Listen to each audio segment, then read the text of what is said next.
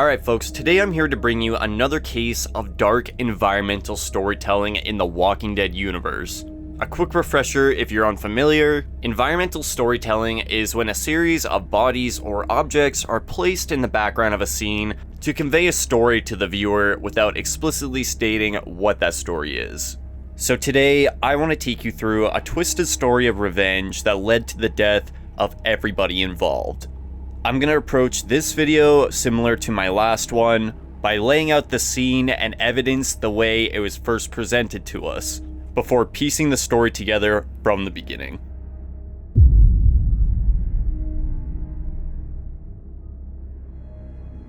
In The Walking Dead Season 4, Episode 7, Dead Weight, we follow Philip Blake, aka the Governor, as he acclimates to a new group of survivors led by Martinez, one of his former lieutenants, months following the fall of Woodbury. Philip would join Martinez, Mitch, and Pete on a supply run, where they would come across a disturbing scene deep in the woods. Tied to a tree was the decapitated body of a soldier, with a sign nailed deep into the chest reading "Liar." Pushing deeper into the woods, the group would come across another decapitated soldier, tied to a chair in a field. This time with the word "rapist" written on another sign in his chest. It's clear they pissed the wrong person off. A little ways ahead, they see a cabin, home to a grisly scene.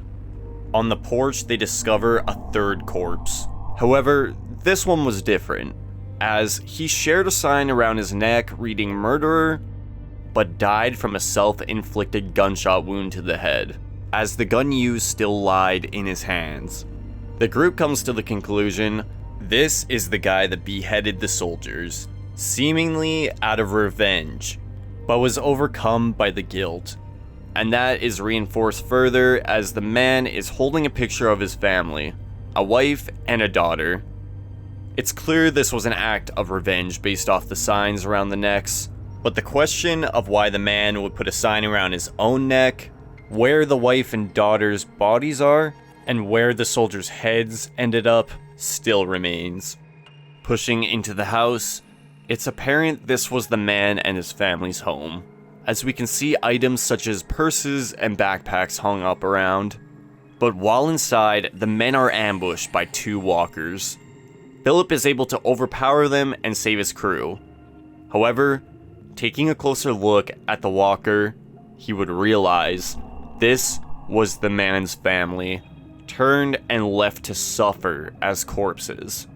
But horrifyingly, in the corner of the room lied the reanimated heads of the soldiers, biting at them from the floor.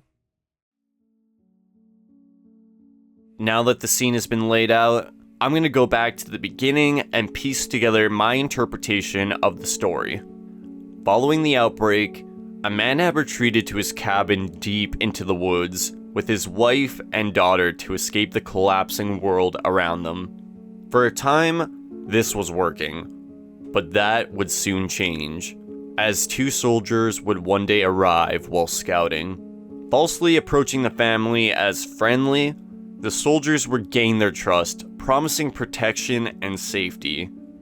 Alternatively, the soldiers could have been known by the family pre-apocalypse.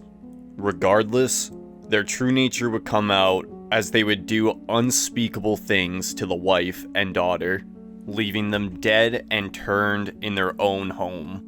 It's unclear if the father was present for these atrocities, but I'm inclined to believe he wasn't, as it's hard to believe the soldiers would let him live afterwards. Although, they would know the man would be returning at some point, so it's really up to your own interpretation.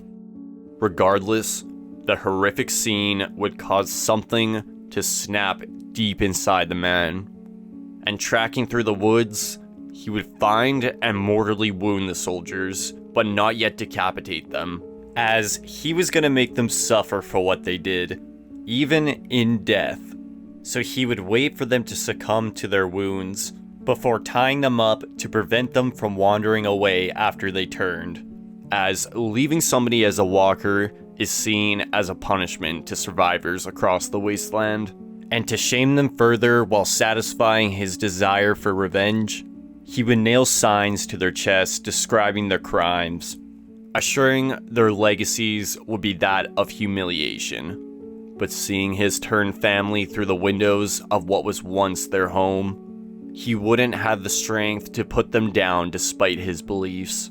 Anger and frustration would continue to build up inside of him, so he would come to the conclusion it wasn't enough. No, these men took everything from him. After saying they would protect them, they were liars.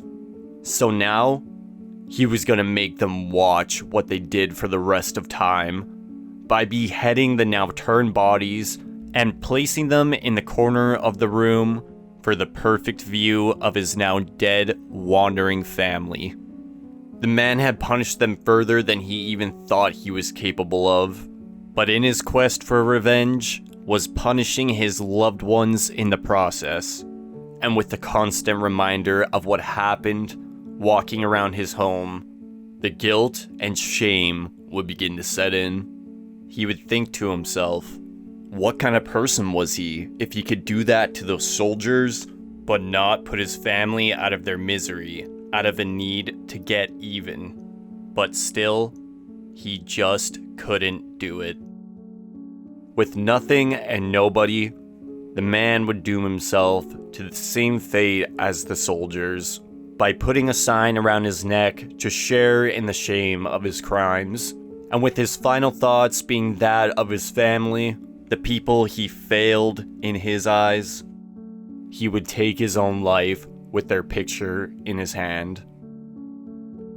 This is a deeply disturbing story told through the environment of what the desire for revenge can do to a person. You can feel the rage and pain of the man just through the brutality of what he left behind. It's actually very impressive writing for such a small background scene, in a generally slower episode in my opinion. And it's these kinds of detailed environmental scenes that make me fall in love with this franchise, whether they become more scarce later on or not.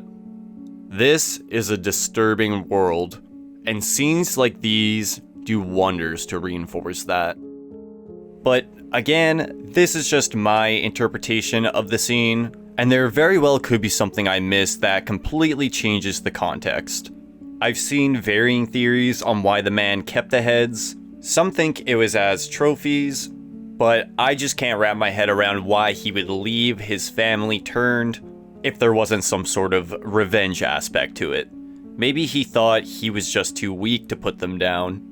But that is the beauty of background storytelling. The horror is left up to your own imagination, and there's truly nothing scarier than the unknown. Not to mention, this whole scene acts as a great bit of foreshadowing for the mid-season finale, and we all know what happened there. Liar. So please let me know in the comments down below if you think something else happened here. And while you're at it, drop a like on this video if you enjoyed it, and drop a sub if you're feeling generous. Thanks for watching, folks.